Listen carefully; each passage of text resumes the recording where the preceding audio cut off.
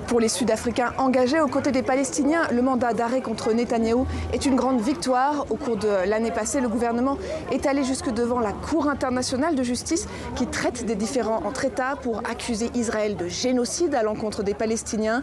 Mais la CPI avait de son côté été critiquée pour son manque de réaction, alors qu'après l'invasion en Ukraine, par exemple, elle avait très rapidement émis un mandat d'arrêt contre Vladimir Poutine. Cette décision est donc très bien accueillie par les militants.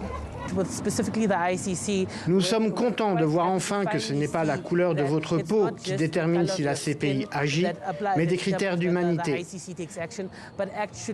Mis en perspective avec notre histoire d'apartheid, ça a pris quand même beaucoup de temps. Mais au moins, c'est un début. Donc nous sommes heureux de cette évolution. Cette organisation de soutien aux Palestiniens dénonce en revanche le mandat d'arrêt émis à l'encontre du leader du Hamas, Mohamed Deif, car pour eux c'est sanctionner la résistance à l'oppression, une position que n'a pas prise le gouvernement sud-africain qui a lui salué les 3 mandats et exhorté tous les États partis au statut de Rome à agir en accord avec leurs obligations. Pour rappel cependant, l'Afrique du Sud elle-même ne les a pas toujours respectées.